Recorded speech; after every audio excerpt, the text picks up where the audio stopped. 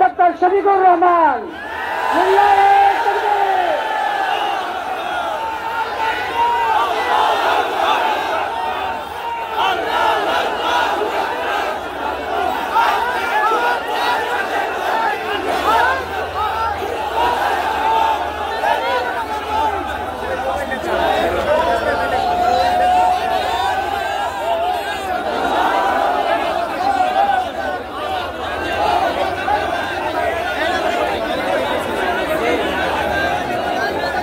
আসসালামু আলাইকুম ওয়া রাহমাতুল্লাহ। না, আমার সালাম ডুবে গেছে, এখন পাঠাইয়া দেই। আসসালামু আলাইকুম ওয়া রাহমাতুল্লাহ। আপনারা কেমন আছেন? আলহামদুলিল্লাহি রাব্বিল আলামিন ওয়াস সালাতু ওয়াস সালামু আলা রাসূলিহিল কারীম ওয়া আলা আলিহি ওয়া সাহবিহি ওয়া আহলি বাইতি আজমাইন, আম্মা বা'দ। আউযু বিল্লাহি মিনাশ শাইতানির রাজীম। বিসমিল্লাহির রহমানির রহিম। ওয়া মাকারু মাকারাল্লাহ ওয়াল্লাহু খায়রুল মাকিরিন। সাদাকাল্লাহুল মাওলানাল আযীম। সম্মানিত বরিশালবাসী, আজকের এই তাৎক্ষণিক পথসভা সম্মানিত সভাপতি, আপনাদের প্রিয় মানুষ, বাংলাদেশ জামাতে ইসলামী বরিশাল মহানগর শাখার সম্মানিত আমির জনাব জহিরুদ্দিন বাবর, বিশেষ অতিথি বাংলাদেশ জামাতে ইসলামীর অন্যতম নির্বাহী পরিষদ সদস্য জনাব মোবারক হোসেন, মহানগরী এবং জেলার নেতৃবৃন্দ, প্রাণপ্রিয় বরিশালবাসী, সাংবাদিক বন্ধুগণ, আল্লাহ তাবারক ওয়া তাআলার শুকরিয়া আদায় করছি। আল্লাহ তাআলা আজকে মুক্ত পরিসরে আপনাদের সামনে আমাকে হাজির হওয়ার তৌফিক দান করেছেন। আলহামদুলিল্লাহ, আলহামদুলিল্লাহ, আলহামদুলিল্লাহ। আজ থেকে 1 বছর 6 মাস আগে চিন্তাও করিনি এরকম একটা পরিবেশ 56,000 বর্গমাইলের বাংলাদেশের কোথাও কোন খোলা ময়দানে দাঁড়িয়ে মানুষের দোয়া চাইতে পারবো তার কল্পনাও করি নাই। রব্বুল ইজ্জত এই দেশে অসংখ্য ইমানদার মুমিন, আলেম উলামা, হুফাজে কুরআন, খেটে খাওয়া মানুষ, বিভিন্ন দলের রাজনৈতিক নেতা কর্মী, খালেসভাবে বাংলাদেশ জামাতে ইসলামের শীর্ষস্থানীয় আমাদের মাথার তাজ 11 জন নেতাকে হত্যা করে তাদের যে ফুটা ফুটা রক্ত ঝরেছিল, আমি বিশ্বাস করি 2006 সালের 28 অক্টোবর থেকে শুরু করে 2024 সালের 5 আগস্ট পর্যন্ত অসংখ্য মানুষকে খুন করা হয়েছে, গুম করা হয়েছে, ভঙ্গ করা হয়েছে। সেই সমস্ত মানুষ যারা নির্মমভাবে নির্যাতিত হয়ে জালেমের হাতে দুনিয়া থেকে বিদায় নিয়েছেন, প্রভুর দরবারে দোয়া করে রব্বুল ইজ্জত তাদেরকে শহীদ হিসাবে কবুল করো, তাদের পরিবারকে সবই জামিল আতা করো, তাদের রেখে যাওয়া আমানত আমাদেরকে বহন করার তৌফিক দান করো। অসংখ্য মানুষ তারা পঙ্গু হয়েছেন, কোটি কোটি মানুষ চোখের পানি ফেলেছেন, জেল জুলুম অত্যাচারে অতিষ্ঠ জনগণের জীবন, স্বস্তিতে মানুষ শ্বাস ফেলতে পারত না, মুখ খুলে কথা বলতে পারত না। সারা বাংলাদেশে একটা কারাগারে পরিণত করা হয়েছিল, পুরো দেশটাই একটা কারাগার ছিল। দফায় দফায় দেশের দেশপ্রেমিক মানুষ আর ইমানদারদেরকে জেলে নেওয়া হয়েছিল। বিজ্ঞ আলিম উলামার পায়ে পর্যন্ত তারা বেড়ি পরাতে কসর করেনি, বেইজ্জত করেছে, এক জেল থেকে আরেক জেলে টানাটানি করেছে। ঢাকায় মেট্রোপলিটন ম্যাজিস্ট্রেটের কারণে একদিন আমাকে নিয়ে আসা হলো হাজিরার জন্য কাশিমপুরের কারাগার থেকে। অন্যদিকে একটা রুমে আমার দৃষ্টি পড়া মাত্র আমি দেখতে পেলাম সফেদ দাড়ি, মাথায় পাগড়ি, চোখে চশমা, হাতে লাঠি, আল্লাহর এক বুজুর্গ বান্দা, তার হাতের মধ্যে হ্যান্ডকাপ, পায়ে তার বেড়ি। আমাকে যে স্পট নিয়ে গিয়েছিল, আমি এসআইকে ডেকে বললাম, ভাই একদিকে আসো, আমার কাজ আছে। ওই যে ভদ্রলোক দেখছো, ওনার পায়ের বেড়িটার হাতের হ্যান্ডকাপটা খুলে এনে আমার পায়ে এবং হাতে পরাই দাও। বললো কেন? আমি বললাম আমার সহ্য হয় না। আমার দেখে মনে হচ্ছে উনি সম্ভবত হাজার উস্তাদের উস্তাদ। উনি হয়তো কোরআনের তাফসীর কারক, হয়তোবা উনি একজন শায়খুল হাদিস, হয়তোবা ইনি একজন ফকিহ, অথবা একজন হাফেজ, যার হাতে ছোঁয়ায় অসংখ্য মানুষ জান্নাতের রাস্তা পায়। আমার সহ্য হয় না, তুলে এনে আমার পায়ে পরাই দাও, উনাকে মুক্তি দাও। বললো আপনার কথায় সরি, আমি এটা পারবো না।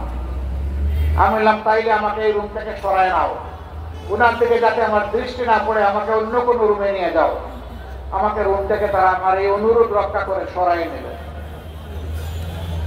এরকম একজন দুইজন নয়, হাজার হাজার আলিম উলামাকে কোমরে দড়ি বেঁধেও টানা হয়েছে। আল্লাহর জমিন এইগুলা সহ্য করে নাই।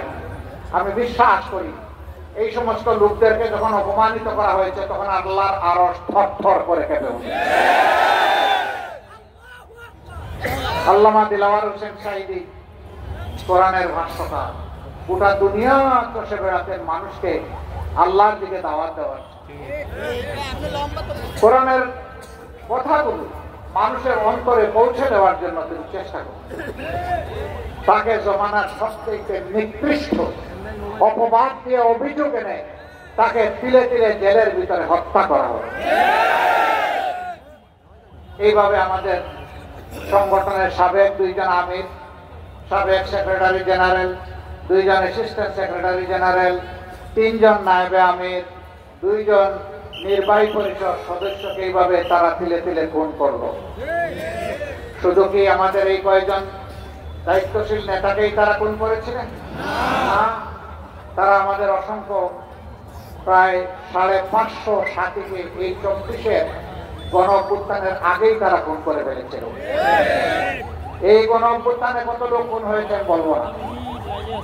আমাকে সাংবাদিক বন্ধুরা অনেক সময় প্রশ্ন করেছেন যে আপনাদের দলের কতজন লোক খুন হয়েছেন। আমি বলেছি যারাই খুন হয়েছে সকলেই আমাদের দলের। তারা 18 কোটি মানুষের জন্য বুক চিতিয়ে সংগ্রাম করেছে, গুলি লুকে নিয়েছে। তারা কোন দলের সম্পদ হতে পারে না, তারা দেশবাসীর সম্পদ। আমরা তাদেরকে আমাদের ইজ্জতের মিনারে রাখতে চাই। সম্মানিত ভাইয়েরা, আমাদের এই সন্তানেরা রাস্তায় নেমেছিল, দুই দিকে হাত ছড়িয়ে দিয়ে বলেছিল, বুকের ভিতর তুমুল ঝড়, বুক পেতেছি গুলি কর। কেন আমাদের সন্তানেরা বুকে গুলি করতে বলেছিল? হ্যাঁ, কারণ আছে। আমাদের সন্তানেরা যখন দেখতে পাচ্ছিল তারা লেখাপড়া করে, গরিব মা বাপের মুখে একটুখানি হাসি ফুটানোর জন্য, দেশবাসীর সামান্য সেবা করার জন্য তারা সুযোগ চায়। কিন্তু দেশের সকল সুযোগ সুবিধা, ব্যবসা বাণিজ্য, চাকরি সব কিছু একটা পরিবার, একটা গোষ্ঠীর কাছে বন্দী হয়ে গিয়েছে।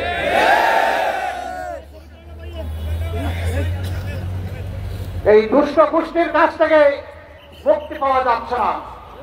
আপনারা বরিশালবাসীও তার ভুক্তভোগী।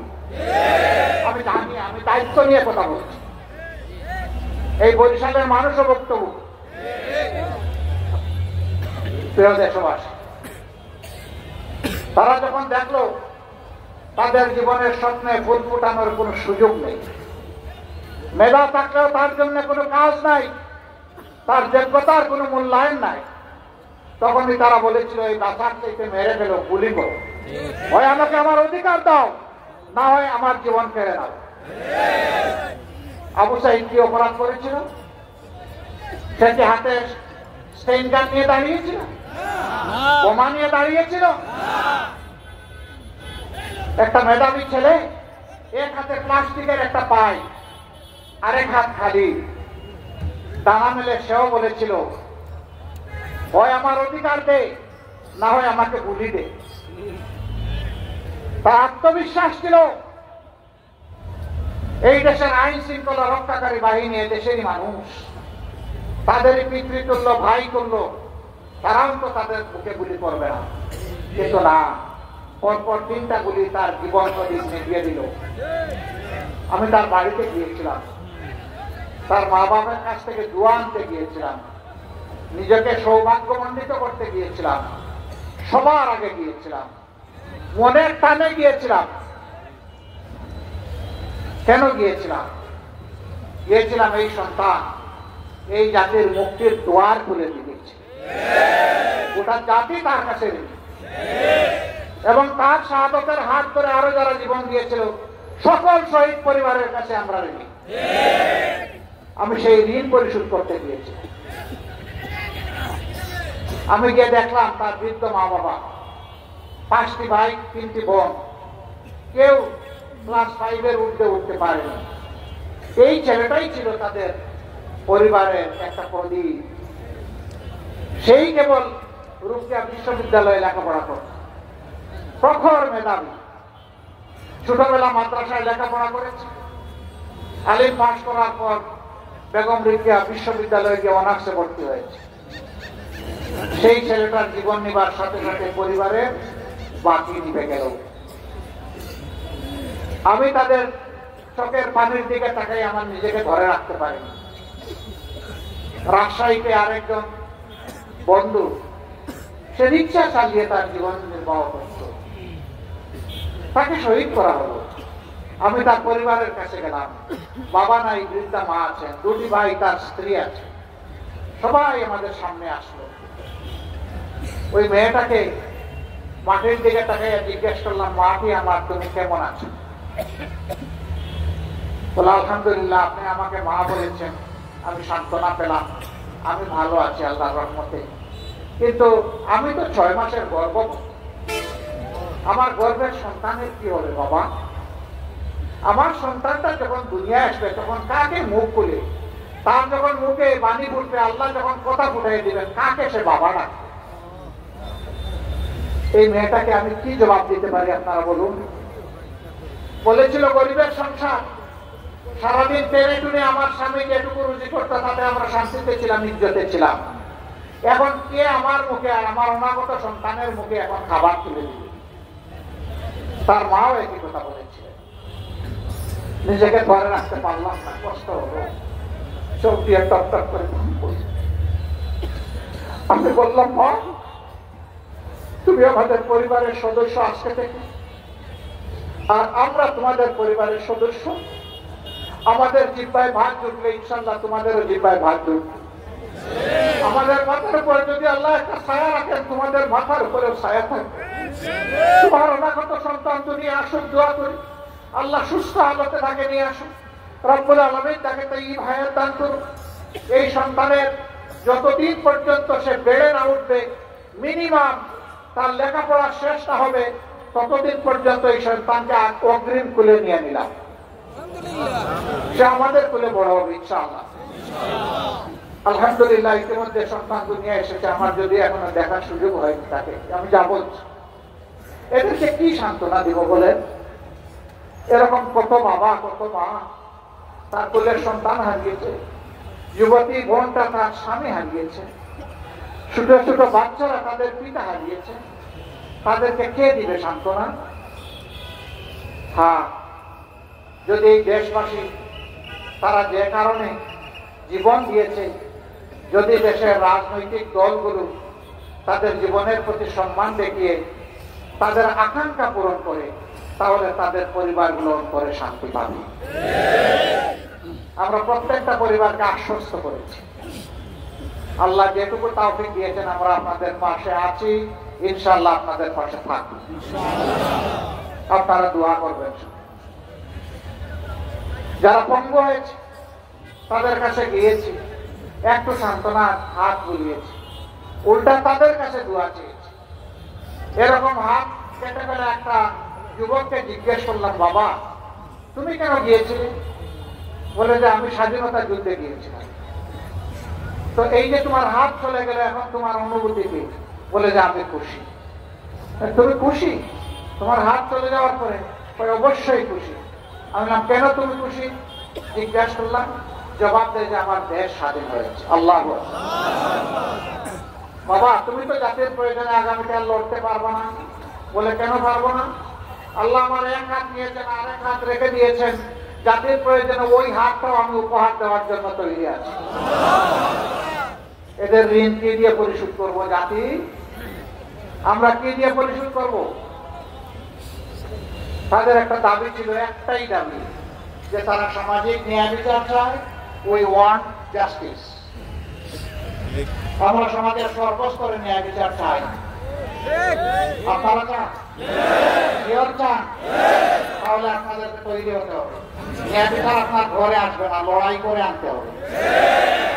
অধিকারকে দিয়ে কেউ দিয়ে যায় না, আদায় করে ছাড়তে হবে। অধিকারের দরজা করেছে, লড়াই করে এখন বাকিটা আমরা আদায় করবো ইনশাআল্লাহ। আমাদের সন্তানের যে বৈষম্যহীন সমাজ চেয়েছে, সেই সমাজটাই আমরা করতে চাই। এই সমাজ করতে হলে অবশ্যই দেশের সকল স্তরকে দুর্নীতি মুক্ত করতেই হবে। এটি আমাদের অঙ্গীকার। আল্লাহ যেন ওই তৌফিক এই দেশবাসীকে দান করেন। কোন দুর্নীতিবাজ দিয়ে মানুষের ভাগ্যের পরিবর্তন হবে না। ওদের ভাগ্যের পরিবর্তন হবে, কিন্তু শেষ পর্যন্ত খালে বিলে নদী নালায় পালাইতে হবে। শেষ পর্যন্ত হাইকোর্ট, সুপ্রিম কোর্টের এপিলেট ডিভিশনের একজন সম্মানিত বিচারপতি হয়ে বিচার বিভাগকে বৃদ্ধাঙ্গুলি দেখানোর কারণে, বিচারের সম্মানিত আসনে বসে ওই আসনকে অপমানিত করার কারণে এখন দেশ ছেড়ে পালাতে গিয়ে কলা পাতার উপরে ঘুমাইতে হবে। শিক্ষার এই জীবনের প্রতি এই সমাজ তোমাকে সর্বোচ্চ মর্যাদা দিয়েছিল। এপিলেট ডিভিশনের 17 জন বিচারপতির তুমি ছিলে একজন। এর উপরে আর কোন বিচারপতি নেই। এত মর্যাদা দেশ তোমাকে দিল, আর তুমি দেশকে এবং বিচার বিভাগকে করলে অপমান। আজকে স্বাভাবিক পরিণতি তাদের বহন করতে হচ্ছে। তাকে লোক ধরে ঘিরে জিজ্ঞেস করেছে, আপনি কে গো? বলেছে আমি শামসুদ্দিন চৌধুরী। বলছে আপনি কি সেই কালো মানি? বলে হ্যাঁ, আপনি বলতে পারেন। জিজ্ঞেস করেছে আপনি কোথায়?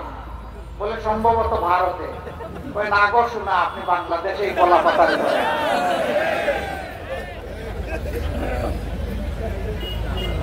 আমি লজ্জিত, সিলেটের মানুষ এরকম একজন বিচারপতিকে কলা পাতায় না শুয়ে অন্তত পক্ষে চাদরের উপরে শুয়ে দিয়ে আমি একটু স্বস্তি হই। ওরা তো আমাকে জিজ্ঞেস করে কলা পাতায় শোয়াই, ওরা তাদের আপন মনে এই কাজটা করে।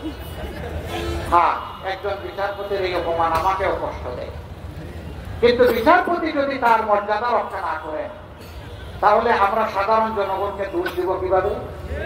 আমরা দোষ দিতে পারি। বিচার বিভাগকে ধ্বংস করা হয়েছে, নির্বাচন কমিশনকে গোলাম বানানো হয়েছিল। যা তারা বলে দিতেন তাই তারা করে। 14 সালে মানুষ ভোট দিতে যায়নি। এক একটা সেন্টারের সামনে কুকুর ঘুমিয়ে আরামসে সে রোদ পোহাইছে। এরপরে দেখা গেছে 42 ভাগ জনগণ নাকি ভোট দিচ্ছে। এখন সেই 42 ভাগ জনগণ আমাজনের জঙ্গল থেকে বের হয়ে আসলো না সুন্দরবন থেকে বের হয়ে আসলো আমরা জানি। 18 সালে এসে ধৈর্য ধরতে পারলো না, তাদের নিজেদের সাজানো সব কিছু। তারপরে কি করলো? তারা রাতের বেলা সমস্ত ভোট আগের রাতেই খালাস করে দিল। এই ভোটের এই নির্বাচনের নাম দেওয়া হলো মিডনাইট ইলেকশন। 24 সালে এসে আর খবরই নাই। এখন আমি আর দামি, আমি আর দামি বুঝেছেন? একই দলের ভিতরে ক্যান্ডিডেট, একজন সরকারি দলের ক্যান্ডিডেট আর একজন দামি ক্যান্ডিডেট। এই দামি ক্যান্ডিডেটের মাধ্যমে যে নির্বাচন হলো, এটার নাম দিল জনগণ দামি পার্লামেন্ট। তাদেরকে তাদের ভাষায় জনগণ 5 বছরের জন্য ম্যান্ডেট দিয়েছে, আমরা দিইনি। তারা জোর করে বলেছেন যে তাদেরকে দেওয়া হয়েছে, কিন্তু তারা বললেন যে আমরা 41 সাল পর্যন্ত ক্ষমতায় থাকবো। তাদের হাত পা এমন ছিল, তারা এই দেশের জমিদার, আমরা সবাই ভাড়া। এটা ছিল কিনা? দুঃখজনক। শাসক হবে জনগণের খাদেম, সেবক। শাসকরা হয়ে গেলেন মালিক। মালিকদেরকে বের করে দিলেন বাড়িতে। সারা দেশে এই তাণ্ডব তারা চালালেন। খুন, গুম, দর্শন, লুণ্ঠন এবং লুণ্ঠন করেও দেশের সম্পদ দেশে নয় বিদেশে পাঠান। এই সব কিছুর পরে এখন আমরা একটা নতুন বাংলাদেশ চাই। কেমন চাই এই নতুন বাংলাদেশ? আমি আগেই বলেছি যে বাংলাদেশে কোনো বৈষম্য থাকবে না, যে বাংলাদেশে দুর্নীতি থাকবে না, চাঁদাবাজ থাকবে না, দখলদার থাকবে না, সন্ত্রাসের জায়গা হবে না, মাদক রাজ্য গড়ে উঠবে না, অস্ত্রের ঝঞ্ঝন আমি শুনবো না। ঘরে বাইরে রাস্তায় কর্মস্থলে নাগরিকরা মর্যাদা এবং নিরাপত্তার সাথে সে তার দায়িত্ব পালন করবে। যেই দেশে আমাদের সন্তানেরা শিক্ষা জীবন শেষ করে বেকার এক টুকরা কাগজ নিয়ে বের হবে না, বরঞ্চ শিক্ষা জীবনের পাঠ ছুটিয়ে হাতে কাজ নিয়ে বের হবে ইনশাআল্লাহ। আমরা সেই যুব সমাজ গড়তে চাই। আমরা ওই কৃষককে হাতে তার পর্যাপ্ত উপকরণ তুলে দিতে চাই, এই কৃষক আমাদের মাঠের চেহারা বদলে দেবে। আমরা তাদের সাথে থাকবো, আমরা তাদের সাথে দাঁড়িয়ে পানি সঞ্চয় করব, আমরা তাদের কপালে চুমু দেব। এই কৃষকরা মনের দুঃখে কৃষিকাজ ছেড়ে দেবে না, যে তার প্রোডাকশনে যা খরচ হয় বিক্রি করে তা উঠে না, অতএব আমি কৃষিকাজ চালাবো না, এরকম হবে না। বরঞ্চ তাদেরকে ফুল সাপোর্ট রাষ্ট্র দেবে। রাষ্ট্র দিতে বাধ্য, কারণ তারা মাঠে ফসল ফলায় রাষ্ট্রের জন্য, নাগরিকদের জন্য। একজন শ্রমিক সে তার শ্রমের ন্যায্য অধিকার পাবে। বলবেন যে এইরকম মিষ্টি মিষ্টি কথা, আরো ভালো উন্নতি বেহেশতি কথা তো অতীতে শুনেছিলাম, কিন্তু যারা বলেছিলেন তারা তো আমাদেরকে ধোঁকা দিয়েছিলেন। আপনারা কি করবেন? আমরা আপনাদেরকে অগ্রিম কথা দিচ্ছি না, আমরা অতীত শোনায় দিতে চাই। 2001 সাল থেকে 6 সাল আমাদের 2 জন শীর্ষস্থানীয় দায়িত্বশীল পর্যায়ক্রমে 3টা মন্ত্রণালয়ের দায়িত্ব মন্ত্রী হিসেবে পালন করেছিলেন। আল্লাহ সাক্ষী, আল্লাহ আসমান সাক্ষী, জমিন সাক্ষী, এই 2 জনের 4 হাতের 20টা আঙ্গুল সমস্ত দুর্নীতি মুক্ত ছিল, পরিচ্ছন্ন ছিল, কোনো ময়লা লাগে নাই। দুশ্মনেরা হাজার চেষ্টা করে তাদের বিরুদ্ধে দুর্নীতির কোনো অভিযোগ আনতে পারে না। তাদেরই গড়ে যাওয়া মানুষগুলো এখন বাংলাদেশ জামাত ইসলামীতে আছে। আমরা কথা দিচ্ছি, আপনারা যদি এইরকম দায়িত্ব আমাদের উপর অর্পণ করেন, আস্থা, বিশ্বাস, ভালোবাসা নিয়ে যদি এই দায়িত্ব আমাদেরকে দেন, আমরা চেষ্টা করব আপনাদের ঋণ পরিশোধ করার জন্য। আমরা কথা দিচ্ছি, আমার মালিক হব না, আমরা সেবক হয়ে থাকবো। আমি আমার নিজের ব্যাপারে কথা দিতে চাই, আজকে আল্লাহ আমাকে যে সম্পদ দিয়েছেন সেই সম্পদের পরিমাণ বাড়বে না, ইনশাআল্লাহ জনগণের প্রয়োজনে তা ইনভেস্ট হয়ে যাবে, কমে যাবে ইনশাআল্লাহ। আমি এই সম্পদ নিয়ে কবরে যাব না, আমি আসরের দিনে এই বোঝা নিয়ে উঠতে পারবো না। আমরা ভয় করি আল্লাহ তাআলাকে। আমরা এখন হাসরের দিনে যাত্রাপথে আমাদের ব্যাগ এবং লাগেজ গুছাতে চাই, আমরা জনগণের সেবা করতে চাই। হ্যাঁ, আল্লাহ তাআলা যদি পছন্দ করেন আর জনগণের মনে যদি সেই ভালোবাসা এবং আস্থা জন্মায়, তখনই কেবল সেই সেবার সুযোগ পাওয়া সম্ভব, অন্যথায় নয়। আমরা কোনো জোর জবরদস্তি করবো না, আমরা কোনো আজে বাজে কৌশল অবলম্বন করবো না। সোজা সত্য আমাদের কথা। আল্লাহর কোরআন যেমন সত্য এবং পরিচ্ছন্ন, পরিষ্কার, দিবালোকের মতো স্পষ্ট, আমাদের কথাগুলো সেই রকম স্পষ্ট। আমরা ওই কোরআনকে অনুসরণ করব।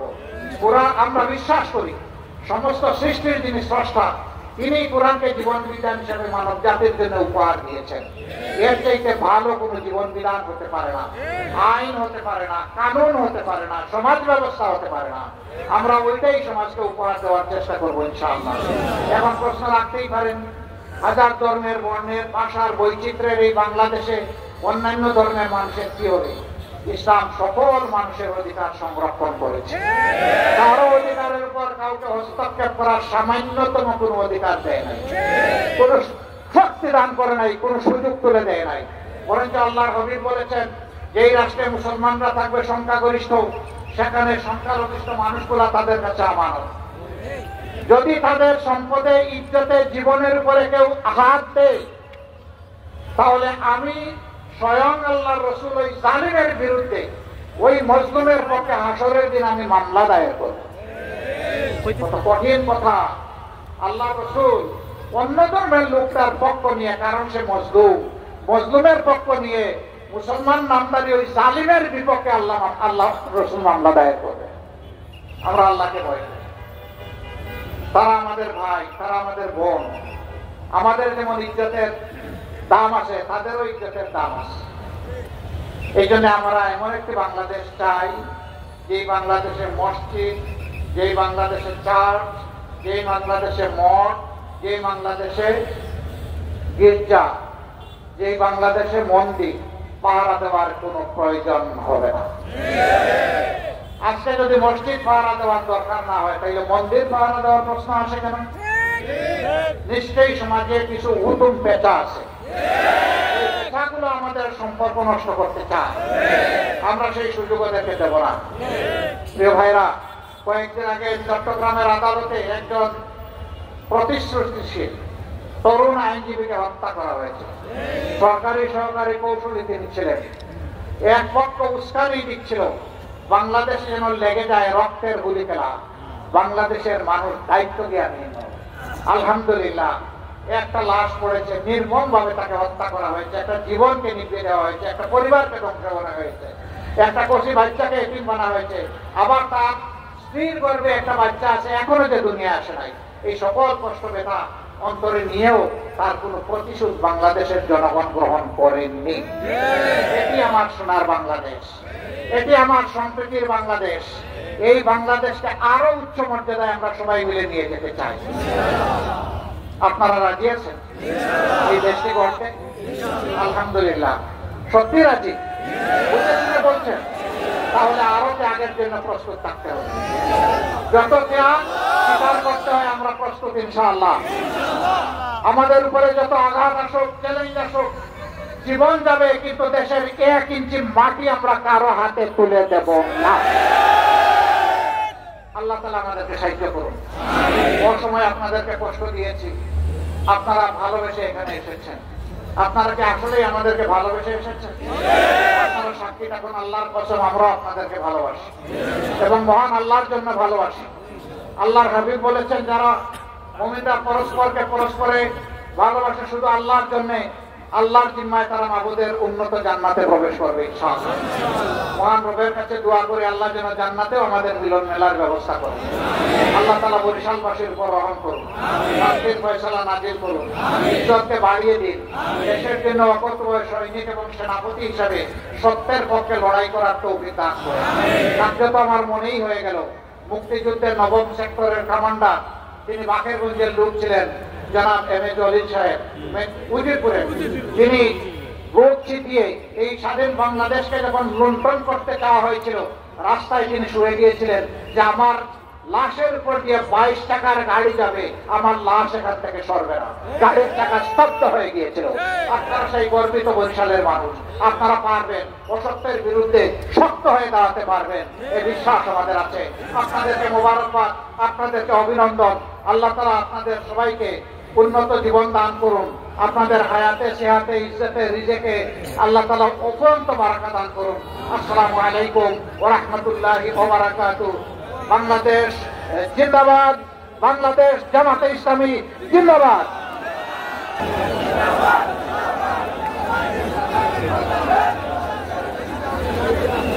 সম্মানিত বরিশালবাসী, আপনারা হাজির হয়ে সংক্ষিপ্ত সময় নোটিশে আজকের এই সমাবেশ সফল করেছেন।